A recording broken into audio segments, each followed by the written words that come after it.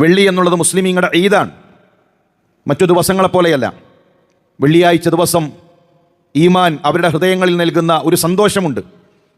അത് വെള്ളിയുടെ യൗമുൽ ജുമഅയുടെ പ്രത്യേകതയാണ്. ഫമൻ ജാഅ ഇലൽ ജുമഅ ഫൽയഗ്തസിൽ. ഒരുത്തൻ ജുമഅക്ക് വരുന്നുവെങ്കിൽ, യാത്രക്കാരനല്ല, രോഗിയല്ല, മറ്റു തടസ്സങ്ങളൊന്നുമില്ല എങ്കിൽ ജുമഅ നിർബന്ധമാണ്. അങ്ങനെ ജുമഅയിലേക്ക് വരുന്ന ഒരുത്തൻ ഫൽയഗ്തസിൽ, അവൻ കുളിക്കട്ടെ, കുളിച്ച് ശുദ്ധിയായി, അങ്ങനെയാണ് ജുമഅയിലേക്ക് അവൻ വരേണ്ടത്. വഇൻ കാന തീബ് ഫൽയമസ്സ മിൻഹു വഅലൈക്കും ബിസിവാക്. അതുപോലെ തന്നെ അവൻ സുഗന്ധം പൂശട്ടെ, അവൻ മിസ്വാക്ക് ചെയ്ത് ദന്തശുദ്ധീകരണം വരുത്തി, അങ്ങനെ അവർ ജുമഅക്ക് വേണ്ടി വരട്ടെ എന്ന് റസൂലുള്ളാഹി സ്വല്ലല്ലാഹു അലൈഹി വസല്ലം തങ്ങൾ പഠിപ്പിച്ചു. ഏറ്റവും പ്രാധാന്യം എന്നുള്ളത് വെള്ളിയാഴ്ച ദിവസത്തിൽ മുസ്ലിമീങ്ങൾക്ക് ലഭിക്കുന്ന ഉപദേശമാണ്, ഖുതുബയാണ്. ആ ഖുതുബ ആരംഭിക്കുന്നതിന് മുമ്പ് തന്നെ പള്ളിയിൽ എത്തിച്ചേരാനും ഖുതുബ മുഴുവൻ ശ്രദ്ധയോടുകൂടെ കേൾക്കാനും വിശ്വാസികൾ ശ്രമിക്കേണ്ടതുണ്ട്. റസൂലുള്ളാഹി സ്വല്ലല്ലാഹു അലൈഹി വസല്ലം തങ്ങൾ പറഞ്ഞു, മൻ തകല്ലമ, ഒരുത്തൻ സംസാരിക്കുകയാണ്, വൽ ഇമാമു യഖ്തുബ്, ഇമാമാകട്ടെ ഖുതുബ നിർവഹിക്കുകയാണ്. ജുമുഅ ആരംഭിച്ചു, ഇമാമ ഖുതുബ നിർവഹിക്കുന്നു. ആ സമയത്ത് ഒരാൾ സംസാരിക്കുകയാണെങ്കിൽ ഫഖദ് ലഗാ, അവൻ ഒരു വെറും പ്രവർത്തനം, അവൻ ലഗ്വ് അവിടെ പ്രവർത്തിച്ചിരിക്കുന്നു.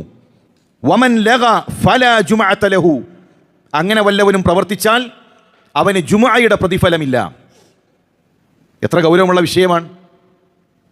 ജുമുഅ ആരംഭിച്ചു കഴിഞ്ഞു, ഖുതുബ നിർവഹിക്കുന്ന സമയത്ത് ഒരാൾ സംസാരിക്കുകയാണെങ്കിൽ ആ ഖുതുബയുടെ പ്രതിഫലം അവന് നഷ്ടപ്പെടും, അവൻ ചെയ്ത പ്രവർത്തനം അവന് നഷ്ടമാകും. ഖുതുബ ആരംഭിച്ചു കഴിഞ്ഞിട്ടല്ല ബാക്കി കാര്യങ്ങൾക്ക് വേണ്ടി നടക്കുക. എന്തെല്ലാം സൗകര്യങ്ങൾ പള്ളിയിൽ ചെയ്യണമോ അത് ഖുതുബയുടെ മുമ്പ് അവർ പൂർത്തീകരിക്കണം. ഖുതുബ ആരംഭിച്ചു കഴിഞ്ഞാൽ ഇരിക്കുന്നവരുടെ, മറ്റുള്ളവരുടെ ബാധ്യത എന്നുള്ളത് ശ്രദ്ധയോടുകൂടെ കേൾക്കുക എന്നതാണ്. റസൂലുള്ളാഹി പറഞ്ഞു, ഇദാ ഖുൽത ലി സാഹിബിക് അൻസിത്, ഒരാൾ സംസാരിക്കുന്നുണ്ട് ഖുതുബ നടക്കുമ്പോൾ, ആ സംസാരിക്കുന്ന വ്യക്തിയോട് നീ പറഞ്ഞു മൗനം പാലിക്ക്, മിണ്ടാതിരിക്ക്. ഇപ്പം ഇയാൾക്ക് അറിയാം സംസാരിക്കാൻ പാടില്ല എന്നത്, അതുകൊണ്ടാണ് കൂടെയുള്ള ആളോട് സംസാരിക്കല്ലേ എന്ന് പറയുന്നത്. നല്ലതാണ് പറഞ്ഞത്, സംസാരിക്കരുത് എന്നാണ് പറഞ്ഞത്. വൽ ഇമാമു യഖ്തുബ്, എന്നാൽ ആ പറയുന്ന സമയത്ത് ഇമാം ഖുതുബ നിർവഹിക്കുന്ന സമയമാണെങ്കിൽ ഫഖദ് ലഗൗത, അവൻ്റെ ആ ജുമഅയുടെ പ്രതിഫലത്തിൽ വീഴ്ച വരും, ജുമഅയുടെ പ്രതിഫലത്തിൽ അവന് നഷ്ടം സംഭവിക്കും. അപ്പോൾ ഖുതുബ വളരെ ശ്രദ്ധയോടുകൂടെ കേൾക്കണം. ഖുതുബ ആരംഭിച്ചു കഴിഞ്ഞാൽ പിന്നെ എഴുന്നേറ്റ് പോവുക, പിന്നെ അങ്ങോട്ട് നടക്കുക, ഇങ്ങോട്ട് നടക്കുക, സംസാരിക്കുക, മറ്റു കാര്യങ്ങളിൽ ഏർപ്പെടുക, ഇത് വളരെ ഗൗരവമേറിയ വിഷയമാണ്. ജുമുഅയുടെ പ്രതിഫലം നഷ്ടപ്പെടുത്തുന്ന കാര്യമാണ്. റസൂലുള്ളാഹി സ്വല്ലല്ലാഹു അലൈഹി വസല്ലം തങ്ങൾ പറഞ്ഞു, മൻ മസ്സൽ ഹസ ഫഖദ് ലഗ. റസൂലുള്ളാഹിയുടെ പള്ളി താഴെ മണൽ വിരിച്ചതാണ്. ആ ജുമുഅക്കിരിക്കുമ്പോൾ ആരെങ്കിലും താഴെ കിടക്കുന്ന ആ ചരൽക്കല്ലൊന്ന് തൊട്ട് കളിച്ചാൽ, അഥവാ ആ കല്ലൊന്നെടുത്ത് അത് മിനുസണ്ടോ, അല്ലെങ്കിൽ ഒരു കല്ലെടുത്ത് അങ്ങോട്ട് മാറ്റി വെക്കുക, അങ്ങോട്ട് മാറ്റി വെക്കുക, ആ താഴെ കിടക്കുന്ന കല്ലിൽ ഒരുത്തൻ കളിച്ച് അവൻ ആ ഖുതുബയുടെ ശ്രദ്ധയിൽ നിന്ന് മാറിക്കഴിഞ്ഞാൽ ഫഖദ് ലഗ, അവൻ്റെ ജുമഅയുടെ പ്രതിഫലം നഷ്ടപ്പെടും. എത്ര ഗൗരവമുള്ള വിഷയമാണ് ഖുതുബ എന്നുള്ളത്. റസൂലുള്ളാഹിയുടെ പള്ളിയിൽ അവിടെ കല്ലാണുള്ളത് എങ്കിൽ നമ്മളെ ബാധിക്കുന്ന വിഷയമാണ് മൊബൈൽ.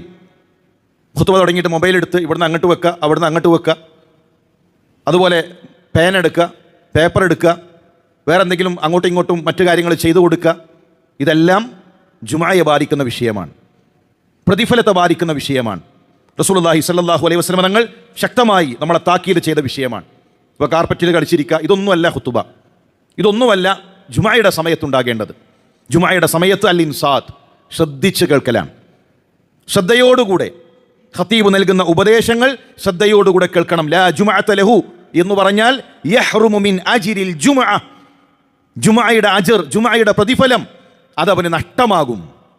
പള്ളിയിൽ നേരത്തെ വന്നു, എല്ലാ കാര്യങ്ങളും ചെയ്തു, പക്ഷേ ഈ അശ്രദ്ധ ജുമഅയുടെ പ്രതിഫലമാണ് ഒരാൾക്ക് നഷ്ടപ്പെടുത്തുക.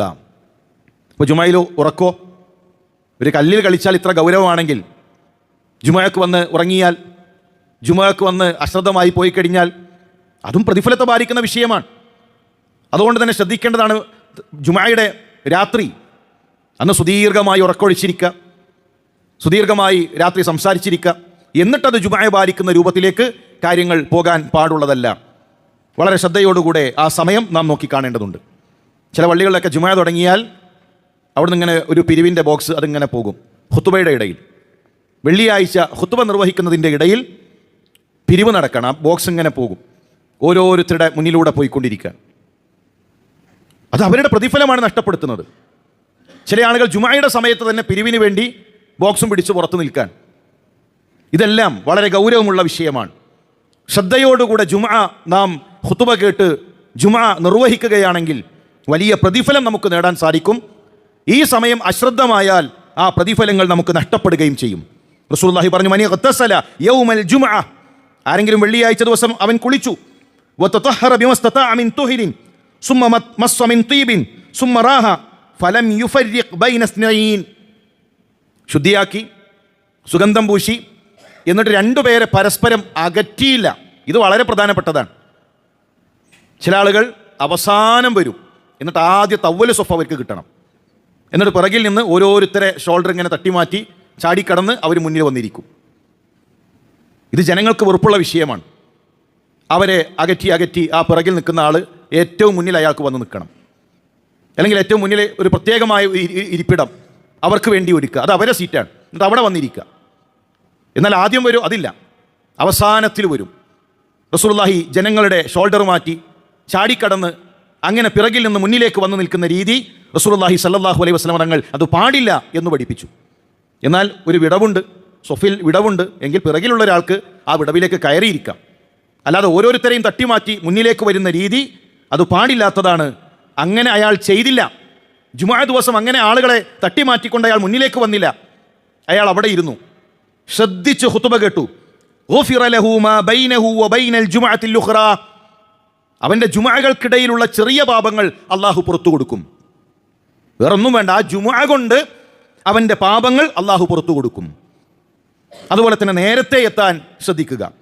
മൻ ഇഗ്തസല യൗമൽ ജുമുഅ ഗസ്ലൽ ജനാബ സുമ്മ റാഹ, ജനാബത്തിൻ്റെ കുളി പോലെ ഒരാൾ കുളി നിർവഹിച്ച് പള്ളിയിലേക്ക് അയാൾ വന്നു, നേരത്തെ അയാൾ എത്തി.